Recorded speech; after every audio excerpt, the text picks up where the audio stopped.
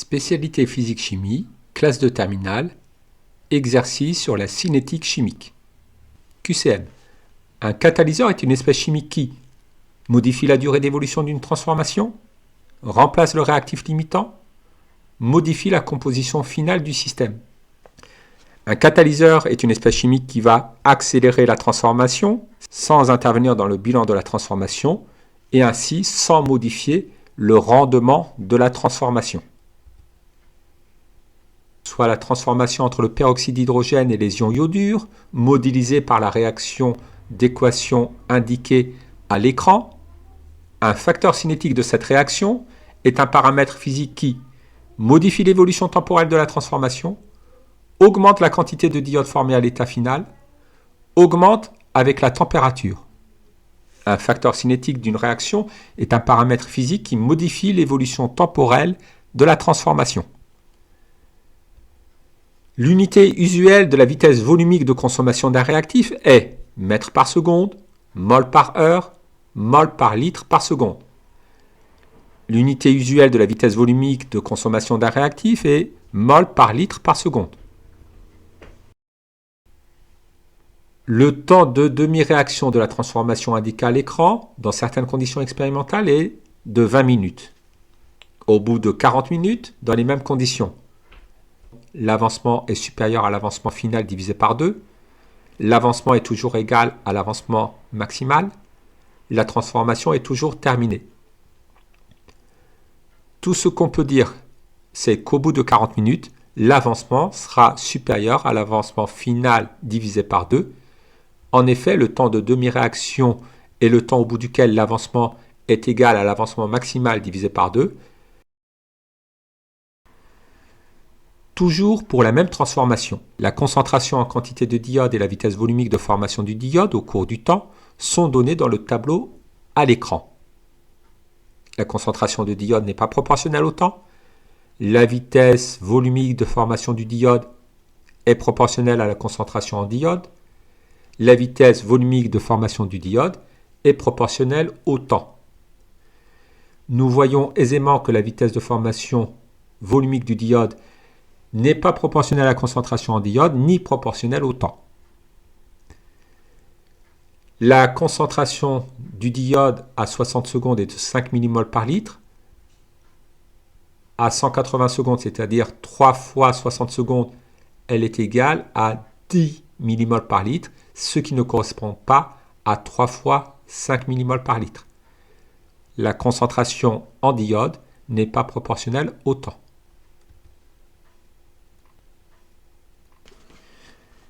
Une loi de vitesse est dite d'ordre 1 si la vitesse volumique de consommation d'un réactif est proportionnelle à sa concentration, la vitesse volumique de consommation d'un réactif est proportionnelle au temps, la concentration en quantité de réactif est proportionnelle au temps. Une loi de vitesse est dite d'ordre 1 si la vitesse volumique de consommation d'un réactif est proportionnelle à sa concentration.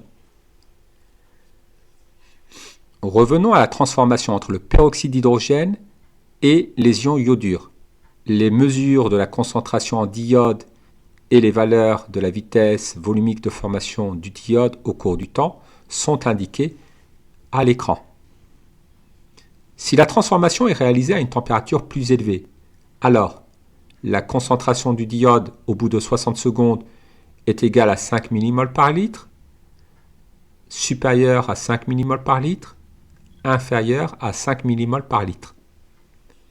La température étant un facteur cinétique, la transformation sera plus rapide et donc la concentration en diode sera plus élevée que 5 mmol par litre au bout de 60 secondes. Exercice 1. Dans l'atmosphère terrestre, l'iodométhane est consommé selon la réaction d'équation indiquée à l'écran. Dans une enceinte fermée de volume égal à 1 litre, la quantité petit n d'iodométhane a été mesurée à différentes dates et pour 2 températures différentes. Les résultats sont regroupés dans le tableau à l'écran. Montrer que ces données mettent en évidence que la température est un facteur cinétique. Nous allons pour cela tracer à ces deux températures les courbes indiquant l'évolution de la quantité d'iodométhane au cours du temps. Nous voyons qu'à 527 degrés Celsius, l'état final est atteint plus vite qu'à 27 degrés Celsius. La température est donc un facteur cinétique. Préciser l'influence de la température sur l'évolution temporelle de la transformation. Plus la température est élevée, plus la vitesse de réaction est élevée, plus vite est atteint l'état final.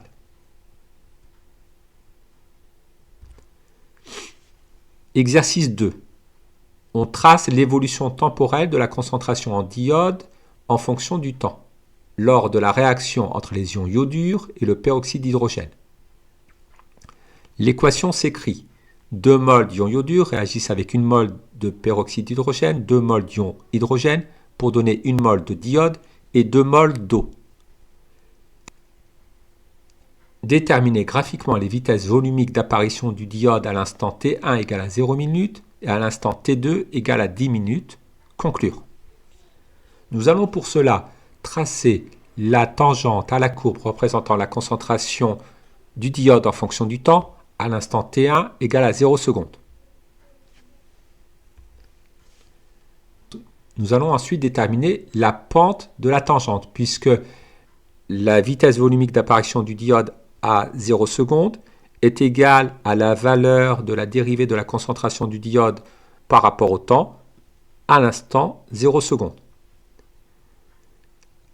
La valeur de la dérivée à l'instant t est égale à 0 secondes est donnée par la pente de la tangente à la courbe à t égale à 0 secondes. Prenons 2 points sur la tangente.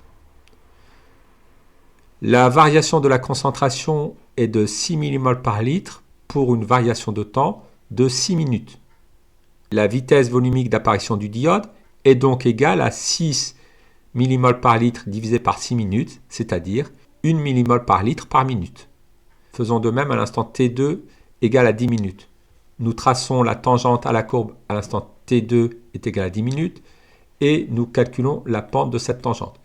Pour une variation de temps de 20 minutes, la variation de concentration est de 3,8 mmol par litre, donc la vitesse volumique d'apparition du diode est de 3,8 mmol par litre divisé par 20 minutes, c'est-à-dire 0,19 mmol par litre par minute. La vitesse volumique d'apparition du diode diminue au cours du temps jusqu'à s'annuler. Exercice 3. L'ozone O3 est utilisé dans le traitement de l'eau pour la production d'eau potable et pour l'épuration des eaux industrielles. Lors du processus de purification, l'ozone est transformé en dioxygène, transformation modélisée par la réaction d'équation. 1 mol d'ozone donne 1,5 mol de dioxygène. L'évolution de la concentration en masse en ozone au cours du temps pour diverses concentrations en masse initiale en ozone dissous en présence de charbon actif est donnée à l'écran, à la température de 20 degrés Celsius. Par ailleurs, à la température de 20 degrés Celsius, en l'absence de charbon actif, le temps de demi-réaction vaut 13,1 minutes.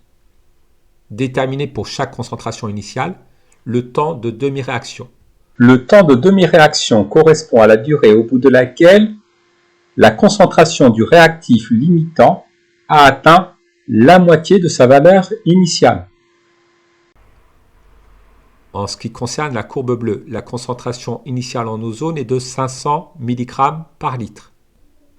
Au bout d'une durée égale au temps de demi-réaction, la concentration en ozone est égale à 500 divisé par 2, c'est-à-dire 250 mg par litre.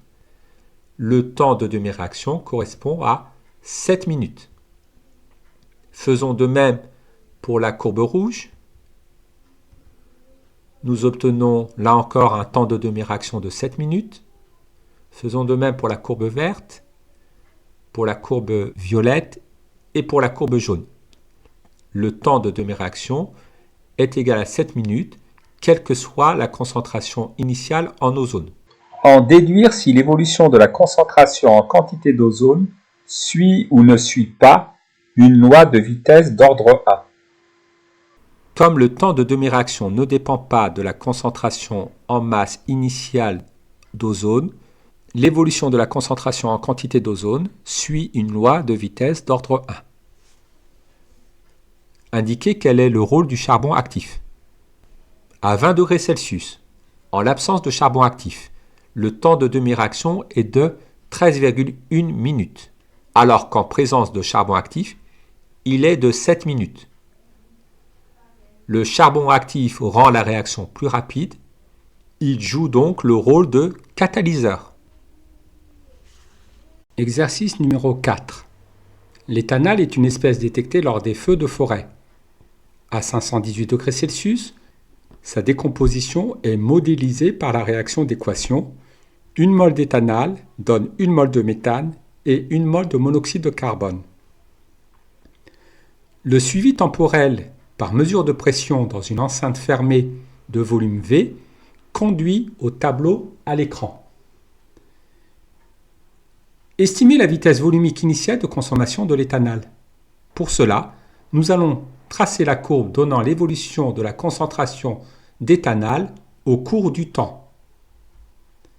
Puis, nous traçons la tangente à la courbe à t est égal à 0 secondes. Nous allons ensuite déterminer l'opposé de la pente de la tangente à la courbe en t est égal à 0 secondes. Pour cela, prenons 2 points sur la courbe. Pour une variation de temps de 97 secondes, la variation de la concentration est de moins 86 millimoles par litre. La pente de la tangente est donc égale à moins 86 millimoles par litre divisé par 97 secondes. La vitesse volumique de consommation de l'éthanal à l'instant t est égale à 0 secondes est égale à 86 millimoles par litre divisé par 97 secondes, à savoir 0,89 millimoles par litre par seconde. Déterminer si l'évolution de la concentration en éthanal suit une loi de vitesse d'ordre 1. Nous allons calculer le logarithme népérien du rapport de la concentration d'éthanal à l'instant t divisé par la concentration d'éthanal à l'instant 0 et tracer la courbe qui représente le logarithme népérien de ce rapport en fonction du temps. La courbe obtenue n'étant pas une droite, l'évolution de la concentration en éthanal ne suit pas une loi de vitesse d'ordre 1.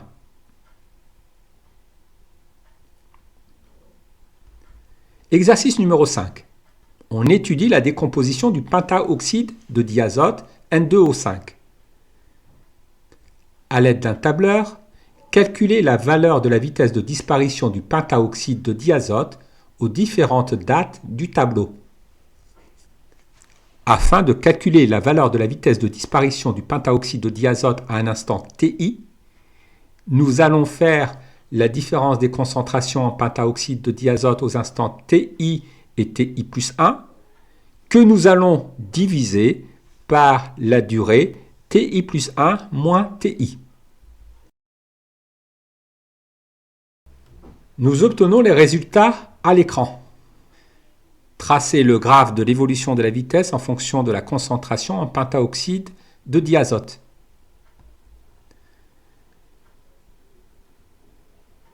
Les points étant alignés, nous obtenons une droite. Cette droite semble passer par l'origine. Vérifiez que la réaction est d'ordre 1 par rapport au pentaoxyde de diazote. La courbe représentant la vitesse de disparition du pentaoxyde de diazote en fonction de la concentration en pentaoxyde de diazote est une droite passant par l'origine.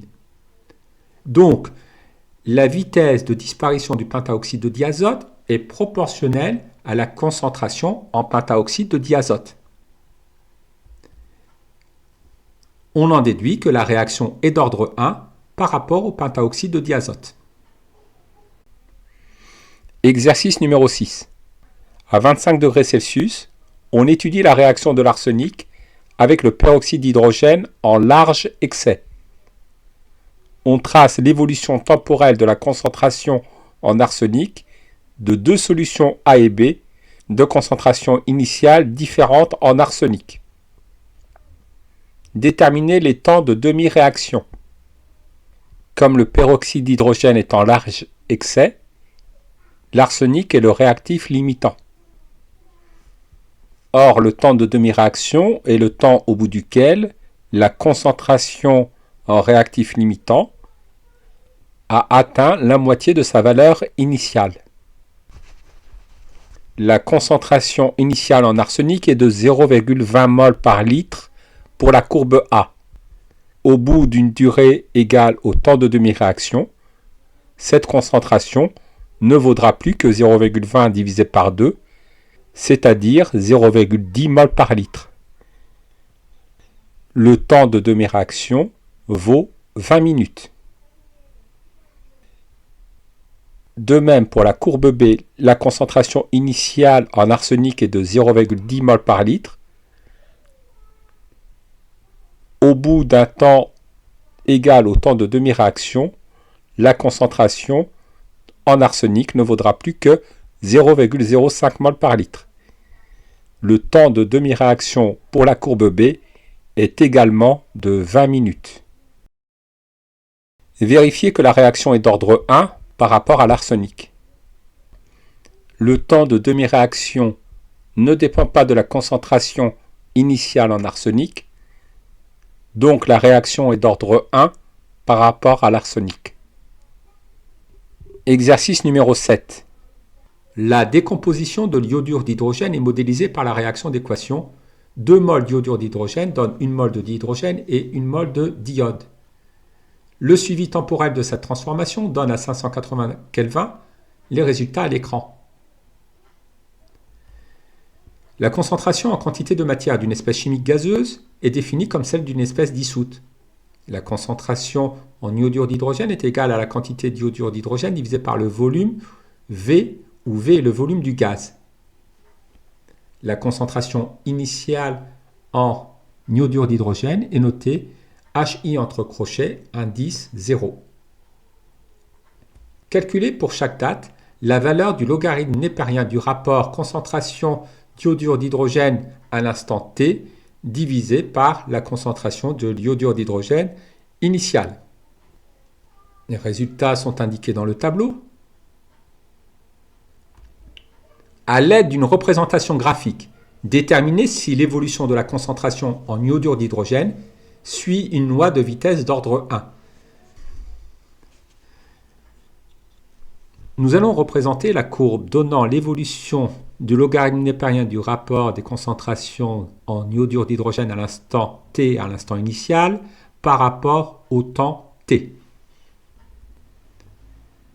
Les points n'étant pas alignés, la fonction n'est pas linéaire. Le logarithme népérien du rapport des concentrations en iodure d'hydrogène à l'instant initial et à l'instant t n'est pas proportionnel au temps t. Donc l'évolution de la concentration en iodure d'hydrogène ne suit pas une loi de vitesse d'ordre 1. Exercice numéro 8. Le peroxyde de diterbutyl, noté grand A, est un amorceur de nombreuses réactions de polymérisation formant des matières plastiques. Cette espèce chimique ne peut pas être utilisée à une température trop élevée car elle se décompose spontanément. Cette décomposition est modélisée par la réaction d'équation indiquée à l'écran. La mesure de la pression totale P du mélange, constitué initialement de grand A, en quantité de matière N0 égale à 10 mmol, dans une enceinte fermée de volume V, conduit au résultat suivant.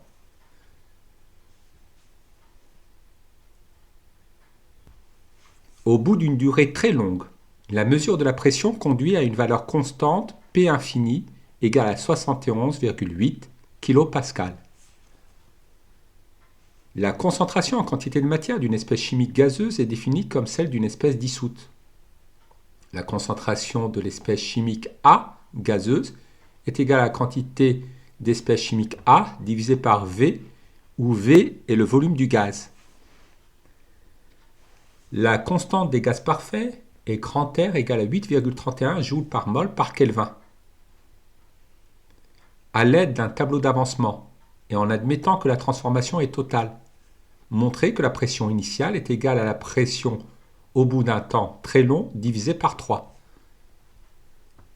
Alors traçons le tableau d'avancement. La quantité initiale du réactif est N0, la quantité initiale des produits est nulle. Notons X, l'avancement de la réaction, X max, l'avancement maximal de la transformation. Comme la transformation est totale, la quantité finale du réactif est égale à 0. Donc, X max est égal à la quantité initiale de réactif. La quantité finale de gaz est égale à la somme des quantités finales de produits, puisque le réactif a été entièrement consommé, à savoir 2x max plus x max, c'est-à-dire 3x max. La quantité finale de gaz est donc égale à 3x max, c'est-à-dire 3 fois N0.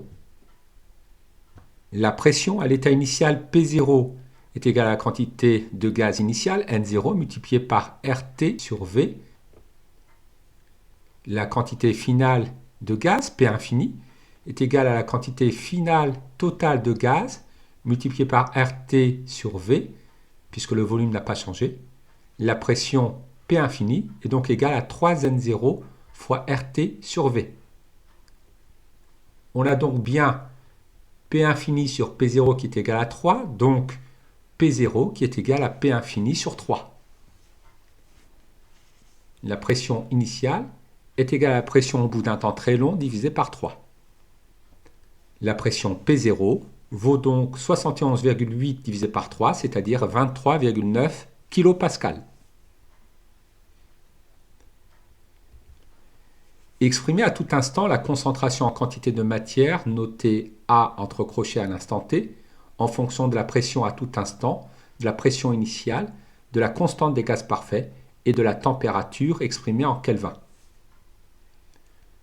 La concentration à tout instant de grand A est égale à la quantité de A à l'instant T divisé par le volume de gaz. Or, la quantité à tout instant de grand A est égale à N0 moins X. La concentration de grand A à tout instant est égale à N0 moins X sur grand V. La pression à l'instant T est égale à la quantité de gaz à l'instant T multipliée par RT sur V. La quantité de gaz à l'instant T est égale à N0 moins X plus 2X plus X, c'est-à-dire N0 plus 2X.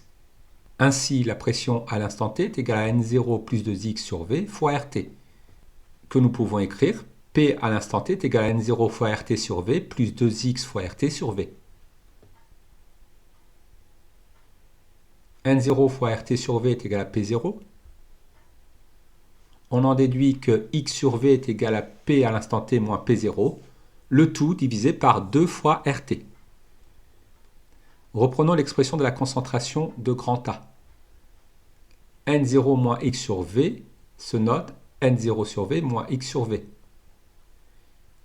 X sur V est égal à P à l'instant T moins P0 divisé par 2 fois RT. N0 sur V est égal à P0 sur RT. Mettons l'expression sur le même dénominateur. Nous obtenons que la concentration de grand A est égale à 3P0 moins P à l'instant T, le tout divisé par 2 fois RT. Tracez le nuage de points expérimentaux en plaçant le temps en abscisse et le logarithme népérien du rapport de la concentration de grand A à un instant T divisé par la concentration de grand A à l'instant initial en ordonnée. Modélisez la courbe passant au plus près de ce nuage de points par une équation adéquate. Reprenons les expressions des concentrations de grand A à l'instant T à l'instant initial. Nous obtenons l'expression de la concentration de grand A à l'instant initial en remplaçant dans la première expression P à l'instant T par P0. Faisons le rapport. Simplifions. Nous obtenons que le logarithme népérien du rapport des concentrations de grand A à l'instant initial et à l'instant t est égal au logarithme népérien de 3,5 moins p sur 2p0. Passons au calcul. Introduisons dans le tableau la pression P0 à l'instant initial. Calculons le logarithme népérien, nous obtenons les résultats indiqués à l'écran. Traçons la courbe représentant le logarithme népérien du rapport des concentrations de grand A à l'instant t et à l'instant initial en fonction du temps t. Les points étant alignés, nous obtenons une droite. Celle-ci passe par l'origine. Donc le logarithme népérien du rapport des concentrations est égal à une constante multipliée par petit t. La constante correspond au coefficient directeur de la droite. Nous obtenons comme coefficient directeur moins 0,0087.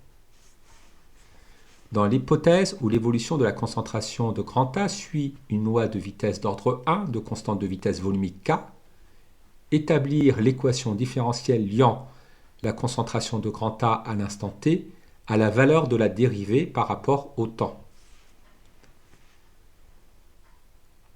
La vitesse de disparition de grand A est égale à l'opposé de la dérivée de la concentration de grand A par rapport au temps. Dans l'hypothèse où l'évolution de cette concentration suit une loi de vitesse d'ordre 1, la vitesse de disparition de grand A est proportionnelle à la concentration de grand A. Elle s'écrit K fois la concentration de grand A. Nous obtenons donc l'équation différentielle donnant l'évolution de la concentration de grand A suivante. La dérivée de la concentration de grand A par rapport au temps plus K fois la concentration de grand A est égale à 0. Établir l'expression mathématique de grand A. Nous avons une équation différentielle linéaire du premier ordre, sans second membre. La solution générale de cette équation est concentration de grand A est égale à une constante A fois exponentielle de moins K fois T. Afin de déterminer la constante A, remplaçons T par 0. La concentration de grand A à l'instant initial est égale à la concentration initiale de grand A. Nous obtenons que A exponentielle de 0 est égal à la concentration initiale de grand A. Exponentielle de 0 vaut 1. Donc la constante A est égale à la concentration de grand A à l'instant initial. L'expression de la concentration de grand A à l'instant t s'écrit concentration initiale de grand A multipliée par exponentielle de moins kt. Expliquez pourquoi les résultats expérimentaux sont en accord avec le modèle de la réaction d'ordre 1, puis donner la valeur numérique de K. Reprenons la solution de l'équation différentielle. Faisons passer la concentration de grand A à l'instant initial dans le membre de gauche. Passons au logarithme népérien. Logarithme népérien du rapport des deux concentrations à l'instant t à l'instant initial est égal au logarithme népérien d'exponentielle de moins kt. Or, le logarithme népérien est la fonction réciproque de l'exponentielle. Donc nous obtenons que le logarithme népérien du rapport des deux concentrations de grand A à l'instant t et à l'instant initial est égal à moins kt. Ainsi, le logarithme népérien du rapport des deux concentrations de grand A à l'instant t et à l'instant initial est proportionnel au temps. La représentation de cette fonction est une droite passant par l'origine de coefficient directeur moins k. Cela correspond aux résultats expérimentaux avec k est égal à 0,0087 minutes moins 1.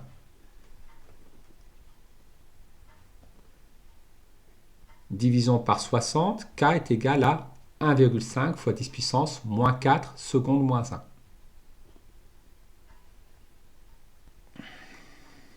Exercice numéro 9.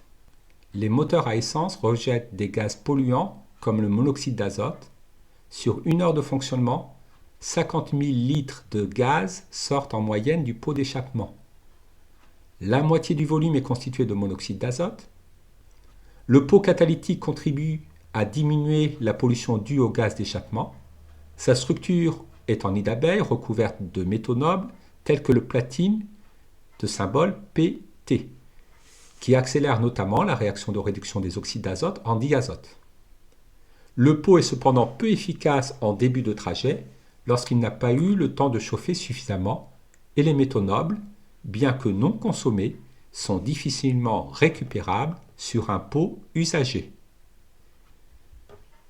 Le monoxyde d'azote peut réagir avec le dihydrogène suivant la réaction d'équation. 2 moles de monoxyde d'azote réagissent avec 2 moles de dihydrogène pour donner 1 mol de diazote et 2 moles d'eau. On étudie la réaction d'un mélange équimolaire de monoxyde d'azote et de dihydrogène. À l'aide d'un capteur approprié, on suit l'évolution temporelle de la quantité de diazote formée. On obtient la courbe à l'écran.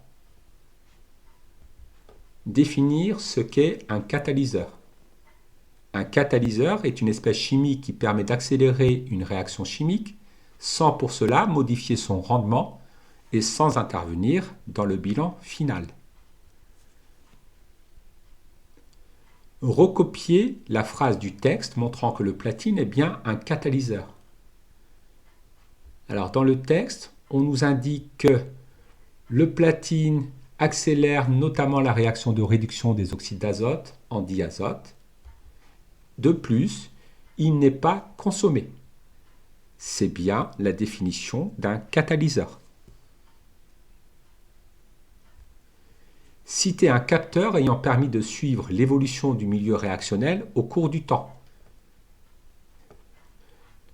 Le diazote étant gazeux, le capteur qui a pu permettre de suivre l'évolution du milieu réactionnel au cours du temps est un capteur de pression. On définit la vitesse instantanée d'apparition du diazote à l'instant t par la dérivée de la quantité de diazote par rapport au temps. Par analogie avec la détermination d'une vitesse volumique d'apparition d'une espèce, indiquer comment cette vitesse peut être déterminée graphiquement. La calculer à l'instant initial. Pour donner la valeur de la vitesse volumique d'apparition du diazote, nous allons tracer la tangente à la courbe représentant la quantité de diazote par rapport au temps à l'instant t est égal à 0 secondes. Puis, nous allons déterminer la pente de la tangente, ce qui nous donnera la vitesse instantanée d'apparition du diazote.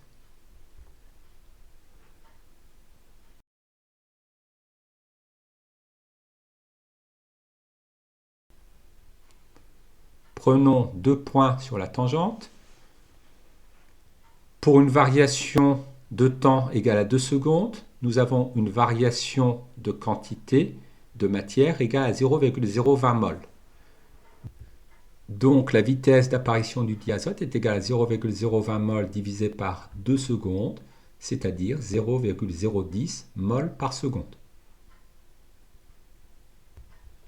Peut-on envisager un dispositif de remplacement du pot catalytique qui utiliserait cette réaction pour la transformation du monoxyde d'azote en diazote? Justifié. On nous dit que le volume molaire des gaz dans les conditions de l'expérience est de 30 litres par mol.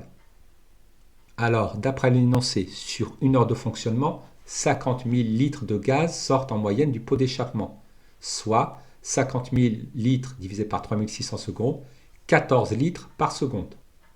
Donc en 1 seconde, 14 litres de gaz sortent du pot d'échappement. La moitié de ce gaz est du monoxyde d'azote. En 1 seconde, 7 litres de monoxyde d'azote sortent du pot d'échappement. Pour avoir la quantité de matière de monoxyde d'azote correspondante, on va diviser le volume de monoxyde d'azote par le volume molaire.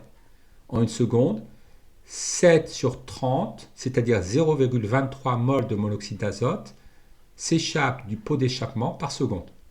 La vitesse de production du monoxyde d'azote est donc de 0,23 mol par seconde.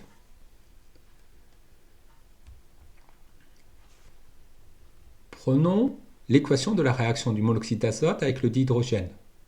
D'après l'équation, lorsqu'une mol de diazote est produite, 2 mols de monoxyde d'azote disparaissent.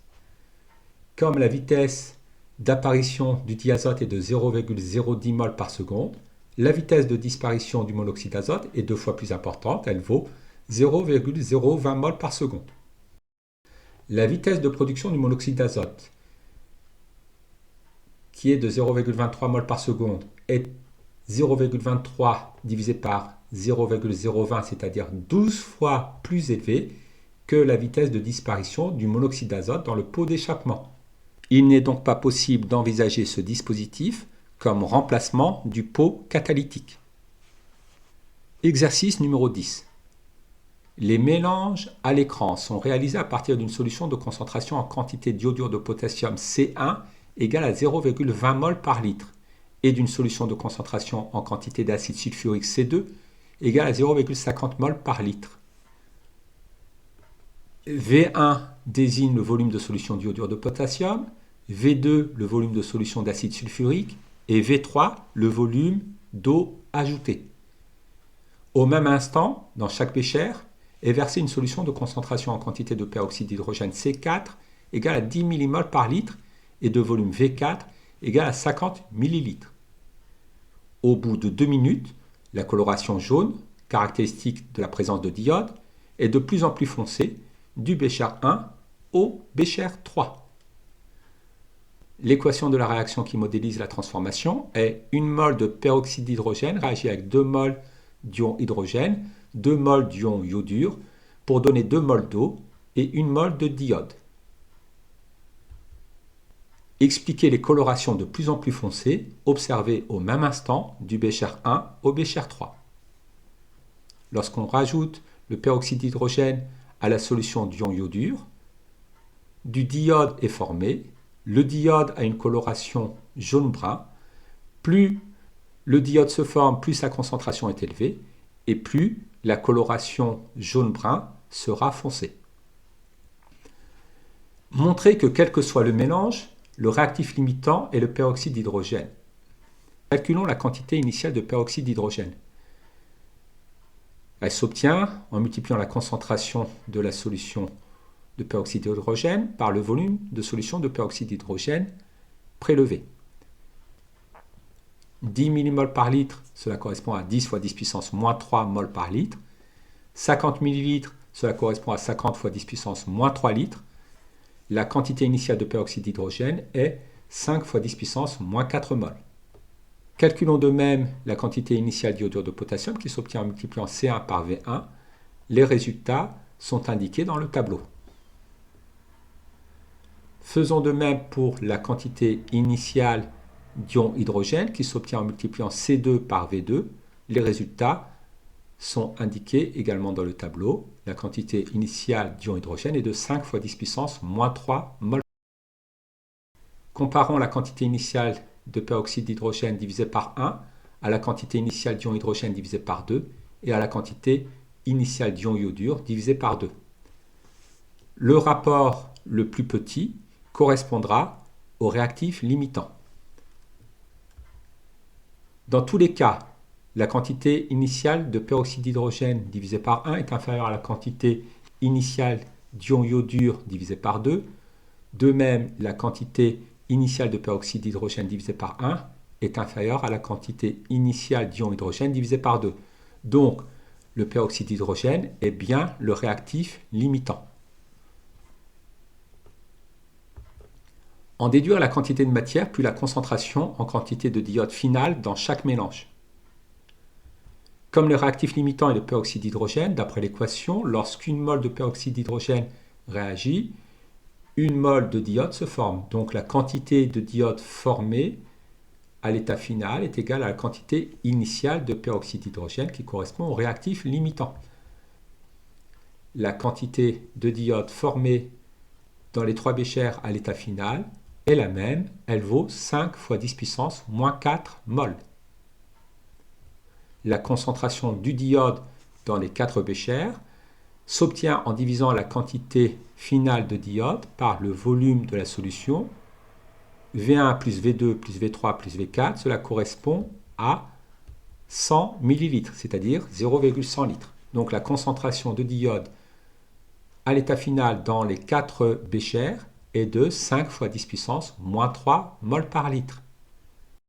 Déterminer alors s'il subsiste une différence d'intensité de coloration d'un bécher à l'autre. La concentration de diode finale dans les 4 béchers est identique, donc la coloration est la même.